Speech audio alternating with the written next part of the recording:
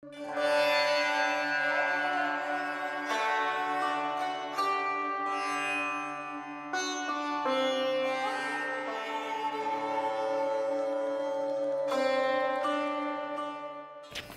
morning, everyone. Continuing with our Merging with Shiva series,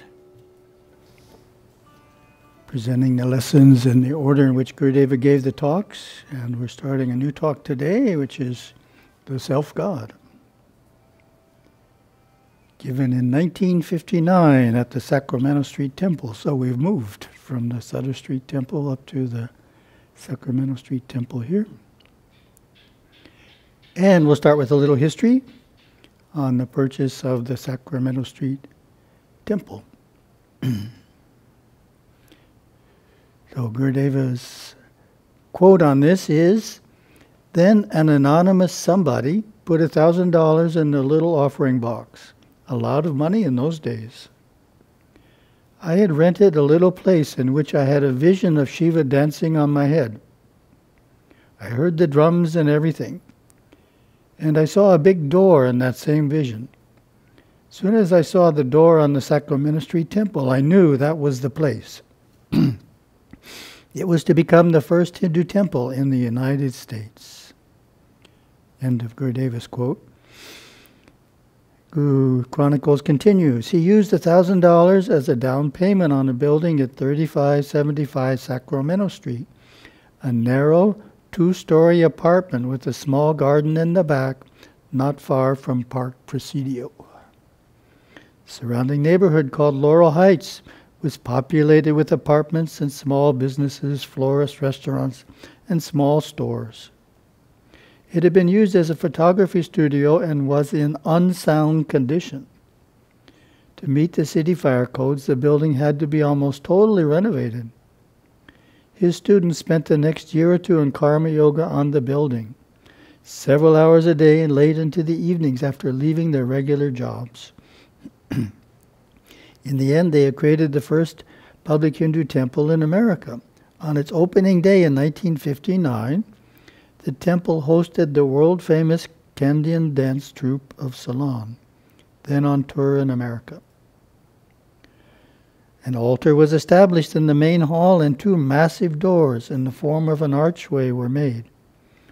One entered from the street through the giant doors, past two purple velvet curtains and into the small main chapel, complete with wooden pews, a rock altar and waterfall and pulpit made of a single stone.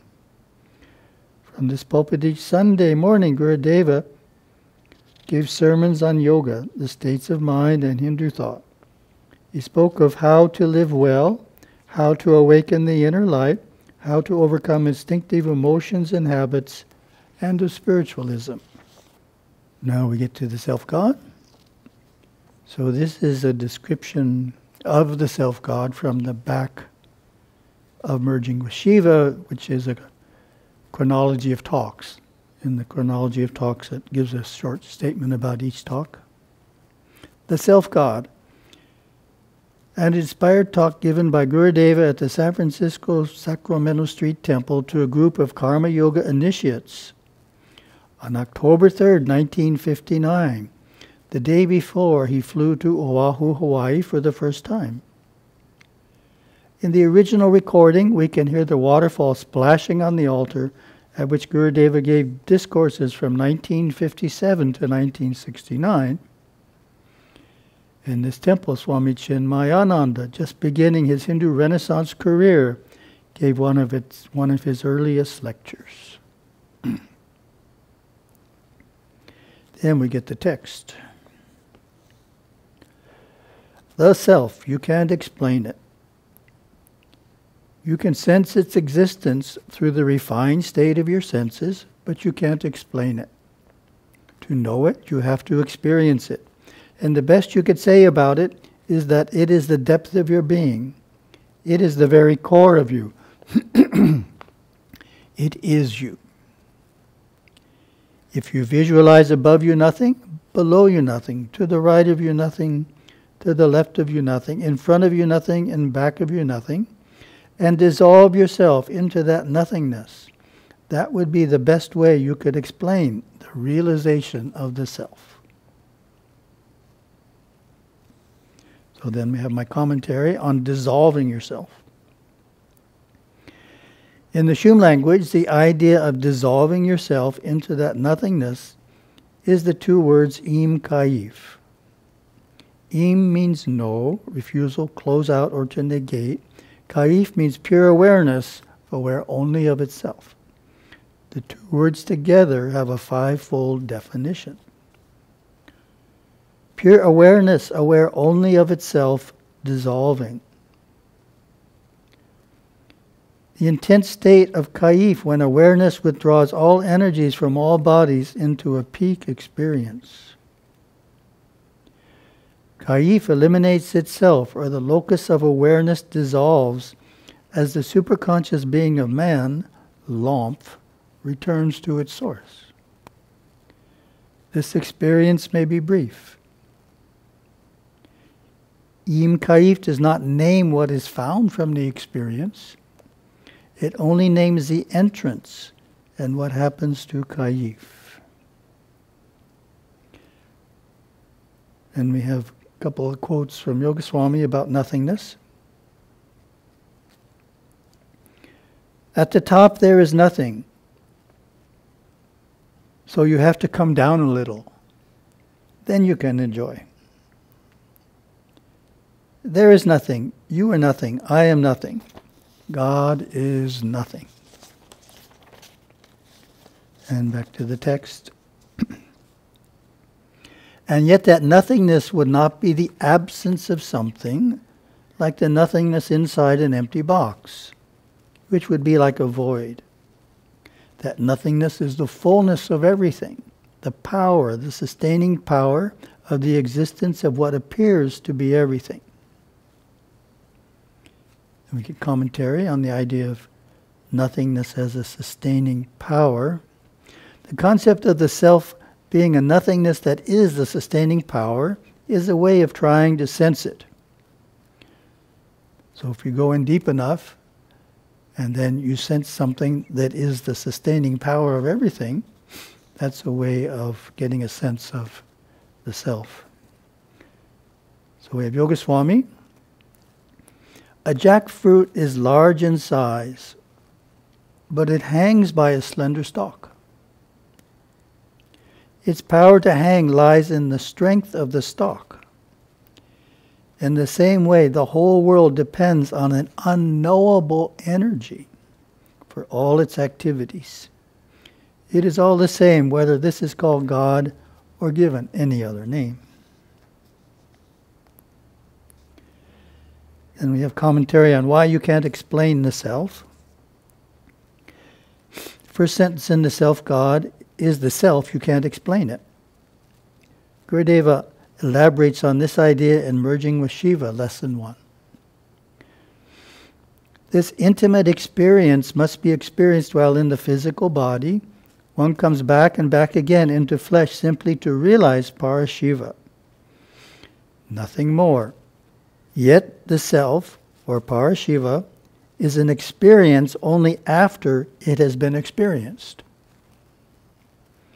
Yet it is not an experience at all, but the only possible non-experience, which registers in its aftermath upon the mind of man. Prior to that, it is a goal. After realization, one thing is lost, the desire for the self. Oh, my commentary. In other words, awareness is what experiences. However, in the realization of Parashiva, awareness is not present.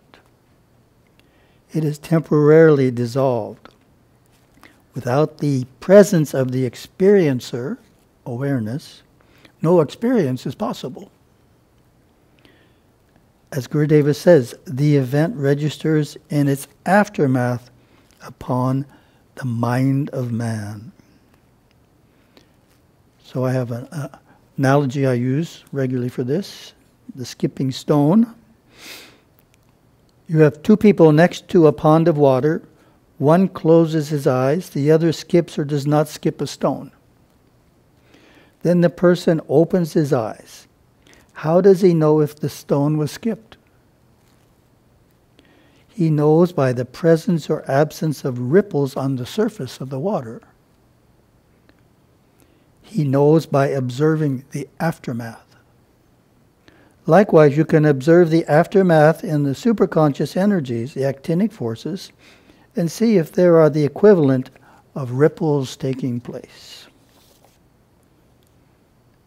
Back to the text. But after you realize the self, you see the mind for what it is, a self-created principle. That's the mind ever creating itself. The mind is ever form, ever creating form, preserving form, creating new forms, and destroying old forms. That is the mind, the illusion, the great unreality, the part of you that in your thinking mind you dare to think is real. But after you realize the self, you see the mind for what it is, a self-created principle. That is the mind ever creating itself. The mind is form, ever creating form, preserving form, creating new forms, and destroying old forms. That is the mind, the illusion, the great unreality, the part of you that in your thinking mind you dare to think is real. So, commentary is, this is from Dancing with Shiva. The universe and indeed all of existence is Maya, Shiva's mirific energy. While God is absolutely real, His emanated world is relatively real.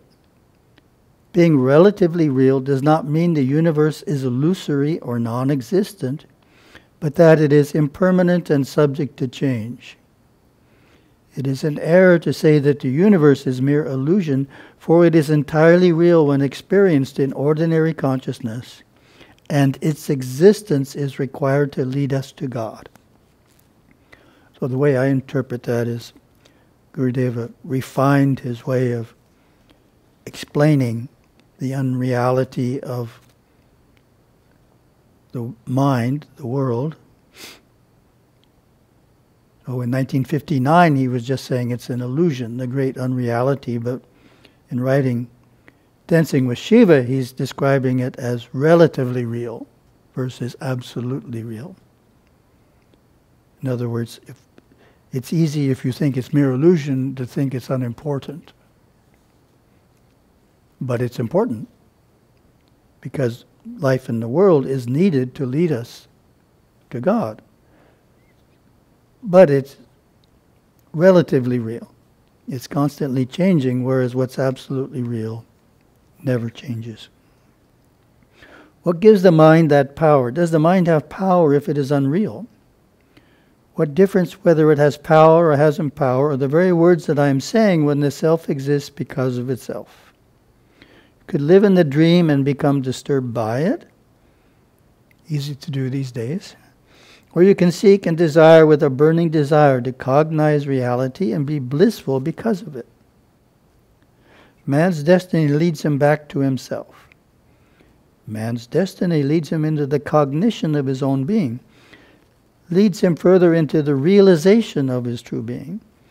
They say you must step onto the spiritual path to realize the self. You only step on the spiritual path when you and you alone are ready, when what appears real to you loses its appearance of reality. Then and only then are you able to detach yourself enough to seek to find a new and permanent reality. So my comment is, a certain immersion in the world is needed before we are inwardly motivated to look beyond the material realm into the spiritual realm. This came up, I had a Zoom interfaith presentation yesterday.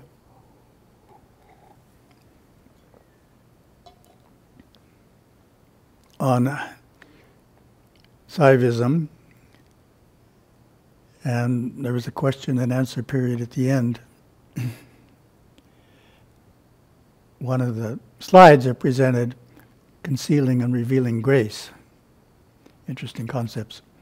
So I got a question on that, and one of my answers was, referred back to a previous slide, which was the lotus flower that starts with roots in the mud, the stem in the water, a bud on top of the water, and then into a full blossom. Though the mud can be symbolic of the instinctive mind, the water, the intellectual mind. And then the bud on the surface is starting to get an interest in the spiritual path. We've risen above the instinctive and intellectual mind by having enough instinctive and intellectual experiences over a number of lifetimes to look deeper. And then, of course, the bud eventually comes into full blossom, which symbolizes the deeper realizations. A very interesting idea. You step on the spiritual path when you and you alone are ready. Wonderful day.